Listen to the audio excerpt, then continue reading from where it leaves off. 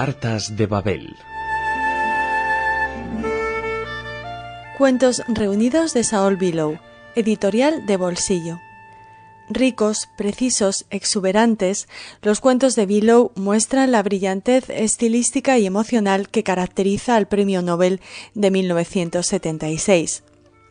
Su comprensión del ser humano y su sutil análisis de la cultura contemporánea son el armazón de unos relatos tan hilarantes como sensibles.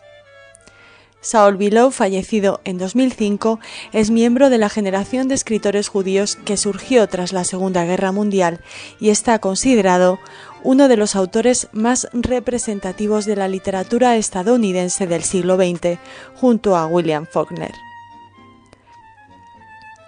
Esta recopilación de sus cuentos está dedicada a su editor estadounidense, Aveena Kamlani, que amablemente se enfrenta a mí en el buen sentido, su autor con respeto y agradecimiento.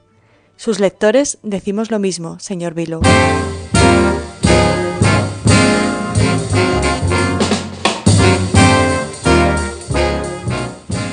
Si ustedes vivieran en una casa de estas dimensiones, en medio de armarios, colgaduras, alfombras persas, aparadores, chimeneas llenas de grabados, techos ornamentales con un jardín cerrado y una bañera encima de una tarima de mármol, con un grifo que no estaría fuera de lugar en la fontana de Trevi, comprenderían mejor por qué el recuerdo de un refugiado como von Stein y su esposa Newark puede tener tanta importancia.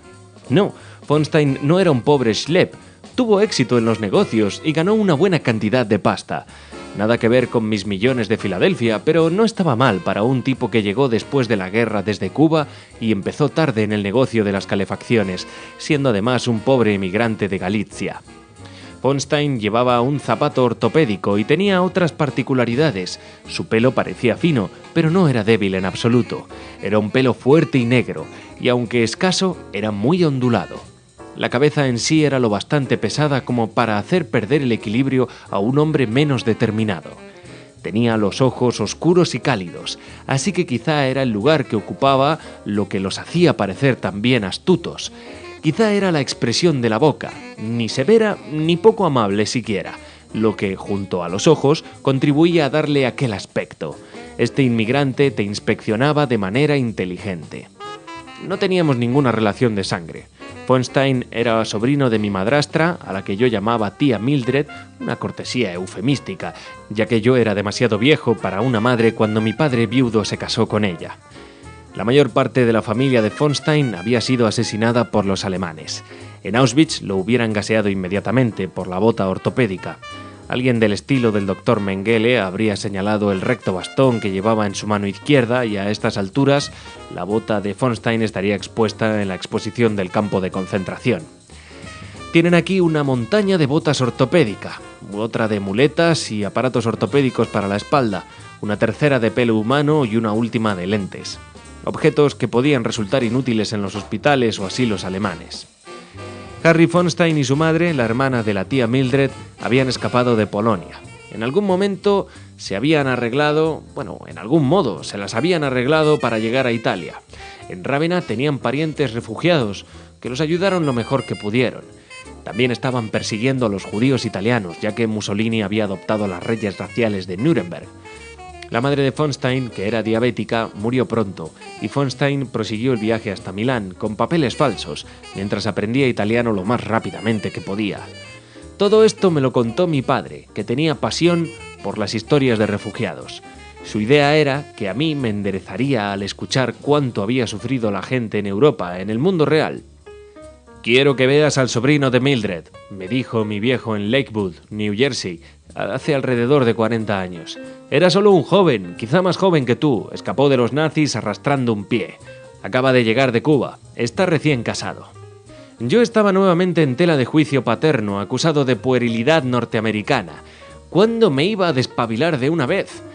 A la edad de 32 años yo seguía comportándome como si tuviera 12, vagando por Greenwich Village, inmaduro, disperso, un haragán, liándome con chicas de Bennington, un tonto cotillón intelectual, con nada en la cabeza más que tonterías, y fundador, como decía mi padre con cómica perplejidad, del Instituto Mnemosyne, tan rentable como impronunciable. Como le gustaba decir a mis colegas del Village, ser pobre no costaba más de $1.200 al año o jugar a serlo, otro juego americano. Von Stein, el superviviente, con todas las furias de Europa a sus espaldas, me hacía quedar mal. Pero no era culpa suya, y de hecho su presencia facilitaba mis visitas. Únicamente un domingo de vez en cuando presentaba yo mis respetos a la familia en casa, en el verde Lakewood, cerca de Lakeshurst, donde en los años 30 el Zeppelin de Gret Hindenburg se había alzado en llamas mientras se acercaba al atracadero fatal. Y desde el suelo se pudieron oír los gritos de los que estaban muriendo.